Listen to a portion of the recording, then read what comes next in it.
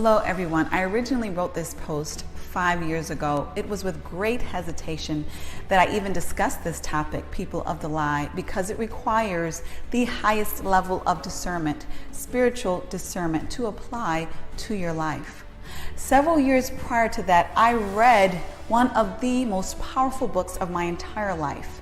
This was the book People of the Lie by Dr. Scott Peck, a psychiatrist. And then Dylann Roof happened. For those who may not know, this was a young man who was a white supremacist who intentionally shot and killed 9 black church members while they were praying in the Emmanuel African Methodist Episcopal Church. Those 9 members included the pastor, and the church was located in South Carolina. This event rocked the entire nation. The entire world even mourned and were baffled by what just happened. Most assumed that he must be a crazy person to do such an egregious and ugly thing. And of course, the thought crossed my mind first and foremost as well. This must be an insane individual. However, when I saw him on television, instead of looking at him and thinking of how crazy he was or looked, I immediately saw evil all over his face and especially in his eyes. That moment immediately brought me back to the book People of the Lie by Dr. Scott Peck. This psychiatrist methodically breaks down several characteristics of people who he believes are people of the lie. People of the lie are people who are basically tormented, taken over by evil within themselves. He uses case studies to describe people who he has treated as clients for psychological treatment, but he could not help because they were not mentally ill. Their sickness had far more to do with that of a spiritual nature. They were spiritually sick, ridden by evil. These were people who had been overturned and their lives have been at this point led by evil. And Dylann Roof seemed to be that type of individual who Dr. Peck had characterized as a person of the lie. So I looked especially at the case studies that he used, and I identified the 7 characteristics that the clients of the book shared, and those were also, from my perspective, shared by Dylann Roof. So number 1 is the urge to have control over others. They seek control over others. And we know that with Dylann Roof, first and foremost, he wanted to seek control over those 9 individuals who he killed by using a handgun. He thought that was an easy way for him to do it. But far beyond that, he wanted to seek control over all of us by terrorizing us with fear, terrorizing the nation, if not the world, with fear of hate. So Dylann Roof definitely reflected that first characteristic of people of the lie by seeking control over others. The second characteristic is lacking empathy. Obviously, if someone is able to enter a church, a house, a building that is dedicated to God and pray with the saints who are in a meek position while praying upon them with violence, that is definitely a level of hate that illustrates someone who lacks empathy. Thirdly, they tend to have a permeating problem toward negative behavior. We know that Dylann Roof was someone who dwelled on negativity. He dwelled on negative behavior. His life was dedicated to hating and plotting against people of color. This became his lifestyle, the world in which he lived and focused upon. He consistently focused on division, destruction, and hate.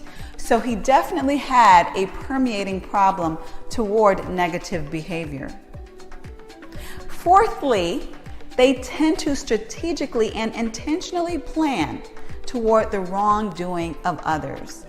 So their wrongdoing is calculated. It's obviously intentional. It's not impulsive. So given Dylann Roof's situation, given that scenario, this was not a new plan of his. In fact, he told people around him at least 6 months in advance what he was going to do. He was very clear in his direction and his strategy regarding what he was going to do to harm these individuals. The fifth characteristic, and what I would like to do now, is qualify by saying this fifth characteristic, I believe, is not only a characteristic of people of the lie, but it definitely is a characteristic of a person of the lie. And that is, they tend to be in their own extreme area. Of course, there are people around you who are different and they stand out from the crowd who are not evil.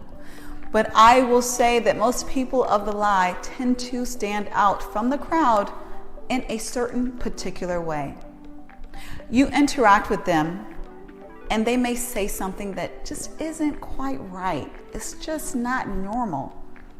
And you may not even necessarily be able to put your finger on it, but you know it's not right. They tend to not live like other people. They often have a very difficult time accepting even how other people live. And that has to do with not only them being different from most people, but their need to control others. They have a difficult time connecting with others. And we definitely know that Dylann Roof stood back in his old evil dwelling. He was very atypical. He walked around with an old guard. Most would say outdated guard, for example. He often used the old Rhodesian flag. He used these old symbols that represented white dominance from many years ago. He was very different from modern day people. Even themes of acceptance that we tend to focus on today, even if we don't accomplish those themes of acceptance, of racial harmony, at least the mainstream says, hey, this is the right thing to do. It's a normal and important goal.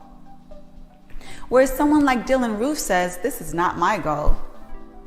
So he was very atypical to modern and current society. Sixthly, they tend to show no remorse because we know people make mistakes. But even after Dylann Roof was arrested, he did not show any remorse whatsoever for what he did. But in fact, he actually had a smirk on his face. That smirk would reflect someone who was celebrating the atrocious violence that he had committed on the people and the world, I might add. The seventh characteristic is they tend to not be corrected even by punishment. So even after Dylann Roof was arrested, put behind bars, he was still not showing any remorse.